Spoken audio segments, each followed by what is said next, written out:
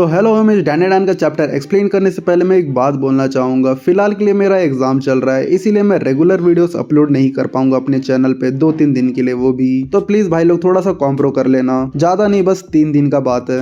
तो पिछले चैप्टर में हमने देखा था यहाँ पर जो ओकारुन होता है वो मोमो को देख के थोड़ा सा एक्साइटेड हो जाता है, लेकिन दूसरी तरफ यहाँ पर जो मोमो होती है वो ओकारुन से टोटली अनजान होती है, जिसकी वजह से यहाँ पर ओकारुन के साथ स्कैम हो जाता है। ओकारुन को पता चलता है कि जो मोमो है वो अपनी मेमोरी लॉस कर चुकी है, जिसकी वजह से उसके यादों में ओकारुन नहीं है अभी। इसी वजह से यहाँ पर ओकारुन के साथ स्कैम हो जाता है। और उसके बाद यहाँ पर ओकारुन अपने क्लास के बेंच में लेटे हुए यहाँ पर सोचते रहता है मोमो के बारे में, जहाँ पर वो सोचता है कि मुझे मोमो के साथ बात करना चाहिए अभी। ये सोचकर वो अपने क्लास से बाहर निकलकर मोमो से बात करने को जाता है। तो हम इस चैप्टर एक्सप्लेन करने से पहले मैं ये बोलना चाहूंगा, चैप्टर जो है वो पीक होने वाला है, लेकिन जो मेरा एक्सप्लेनेशन है तो वो थोड़ा ऊपर नीचे हो सकता है एग्जाम की वजह से, लेकिन मैं ट्राई करूंगा कि तुम लोग को ये चैप्टर में बहुत ही ज्यादा मजा आए। और इसी के साथ यहाँ पर करंट चैप्टर स्टार्ट होता है, जिसका नाम है ओकारुन रिजॉल्व, जहाँ पर जो ओकारुन होता है मोमो से मिलने के लिए उसके क्लास की तरफ जाते रहता है। दूसरी तरफ हम देखते हैं यहाँ पर जो मोमो होती है वो जीजी और उसके फ्रेंड्स के साथ एंजॉय करते रहती है। और इसी वक्त यहाँ पर ओकारुन जो होता है उसके क्लास के सामने पहुंच जाता है, जहां पर वो मोमो को खुश देखकर रुक जाता है। और इतने में यहाँ पर ओकारुन वापस मुड़ते हुए ये सोचता है कि शायद अभी ये सही वक्त नहीं है मोमो से बात करने का। इतने में जो मोमो होती है यहाँ पर डोर की तरफ देखती है, लेकिन जो ओकारुन होता है डोर के सामने से निकल गया होता है। और यहाँ पर मोमो को महसूस होता है कि शायद कोई डोर के पास था। इतने में यहाँ पर सीन किंटा की तरफ जाता है, जहाँ पर जो किंटा होता है उसको पता चलता है कि जो मोमो है वो वापस आ चुकी है। जैसे ये बात यहाँ पर किंटा को पता चलता है तो वो बोलता है कि मुझे शायद मोमो के पास जाकर उससे मिलना चाहिए। और यहाँ पर किंटा आगे कहता है कि मोमो शायद मेरे से मिलने के लिए बहुत ही ज्यादा तड़प रही होगी अभी। जहाँ पर इन किंटा को कहती है अभी के लिए तुम रुक जाओ, थोड़ी देर के लिए शांत हो जाओ प्लीज, मोमो तुमसे मिलने के लिए इतना भी बेचैन नहीं है अभी। रिन की बात सुनकर यहाँ पर किंटा कहता है क्या बोला तुमने क्लास रैप। ये बात सुनकर यहाँ पर रिन आगे कहती है कि जो मोमो है वो थोड़ी सी उलझन में है और वो फिलहाल के लिए अभी थोड़ी सी घबराई हुई है। किंटा अभी तुम्हारे लिए ये बेहतर होगा कि तुम अभी उससे मिलने मत जाओ, क्योंकि उसके मुश्किल वक्त में उसके क्लोज फ्रेंड उसके साथ है अभी। और समय के साथ जो उसका लाइफ है वो वापस से नॉर्मल हो जाएगा।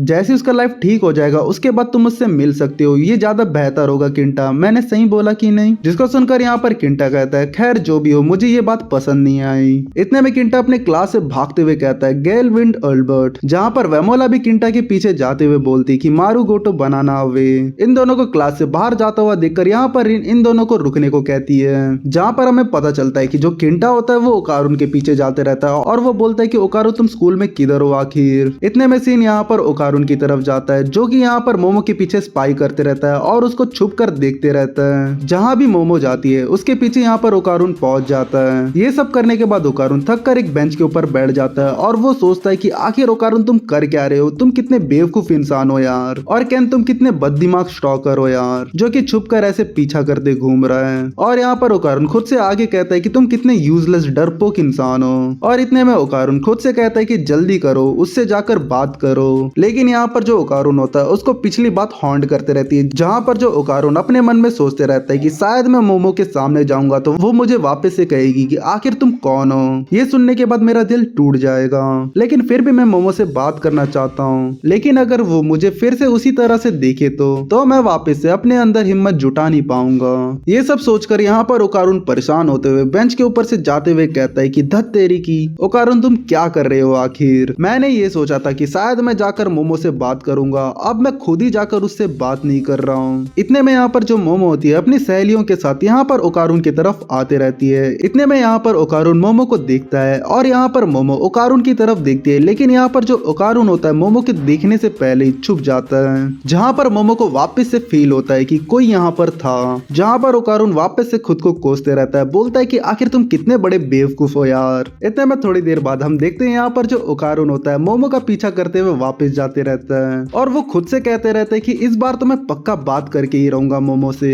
और इतने में यहाँ पर जो मोमो होती है आगे के रास्ते से मुड़ जाती है, जहाँ पर ओकारुन अपने मन में सोचता है कि अब तो मोमो अकेली है, शायद अभी सही वक्त है उससे बात करने का। जहाँ पर ओकारुन खुद से कहता है कि हे भगवान, मैं कितना बड़ा स्टॉकर बन चुका हूँ सचमुच में, लेकिन जो भी हो अभी के लिए मुझे उससे नॉर्मल तरीके से बात करना होगा। ये बोलकर यहाँ पर ओकारुन मोमो की तरफ बढ़ते रहते हैं। जैसे यहाँ पर ओकारुन पलटता है, यहाँ पर हम देखते हैं जो मोमो होती है वो ओकारुन को देखते हुए उसका वेट करते रहती है और उसको बोलती है कि आखिर तुम मेरे पीछे पूंछ की तरह क्यों घूम रहे हो इधर उधर। जहाँ पर मोमो ओकारुन से कहती है कि अगर तुम्हें कुछ कहना है तो प्लीज मुझे अभी कह दो यहाँ पर। लेकिन यहाँ पर ओकारुन जो होता है टोटली नर्वस होते हुए बोलता है कि अच्छा मुझे लगा कि हम दोनों एक ही डायरेक्शन में जा रहे हैं। जिसको सुनकर यहाँ पर मोमो घूरते हुए ओकारुन को देखते हुए कहती है लेकिन मैं तो इमरजेंसी डोर की तरफ जा रही हूँ, यहाँ से भागने का रास्ता है। इतने में मोमो आगे पूछती है कि वैसे तुम्हें कौन सा इमरजेंसी था जो कि तुम इस रास्ते में आ रहे हो। जहाँ पर ओकारुन जो होता है मोमो की तरफ से उल्टा पलटकर अपने रास्ते में चलते हुए कहता है कि लगता है मुझे ठीक से नींद नहीं आया था, इसी की वजह से मैं गलत रास्ते पे आ गया हूँ। जिसको सुनकर यहाँ पर मोमो ओकारुन से पूछती है मुझे नहीं लगता है कि तुम कोई गलत रास्ते पे आए हो। और यहाँ पर मोमो आगे ओकारुन से कहती है कि तुम क्या सोचते हो, तुम मुझसे भाग सकते हो, मेरी तरफ देखो।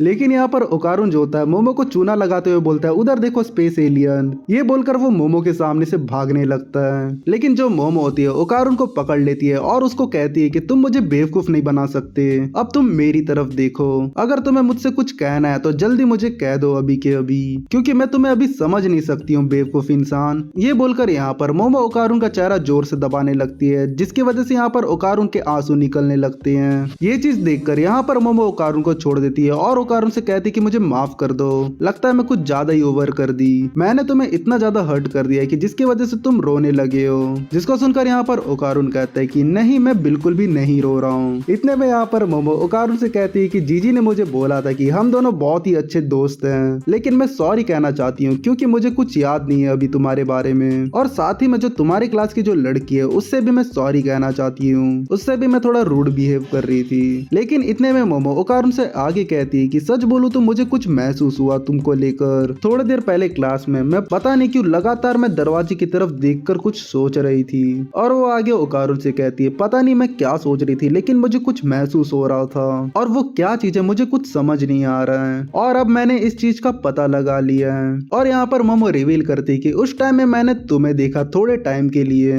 और पता नहीं क्यों मुझे बहुत ही ज्यादा अच्छा महसूस हुआ, शायद ये इसीलिए तो नहीं क्योंकि तुम मेरे दोस्त हो, और उस टाइम में बैठकर यही सोच रही थी अपने दिमाग में, इसीलिए मैं आपसे बात करने आई हूँ। अगर आपके पास कुछ है जो आप मुझसे कहना चाहते हो आप बिल्कुल मुझे कह सकते हो। लेकिन यहाँ पर जो ओकारुन होता है अपने पुराने यादों को याद करते हुए यहाँ पर मोमो से कहता है हम दोनों बिल्कुल भी एक अच्छे दोस्त नहीं थे, और आपको जबरदस्ती ऐसा कुछ सोचने की जरूरत नहीं है। मिस आयशा आपको मेरे ऊपर ध्यान नहीं देना चाहिए अभी के लिए। और यहाँ पर ओकारुन रोते हुए कहता है कि मैं आपका अच्छा दोस्त बनने की कोशिश करूंगा।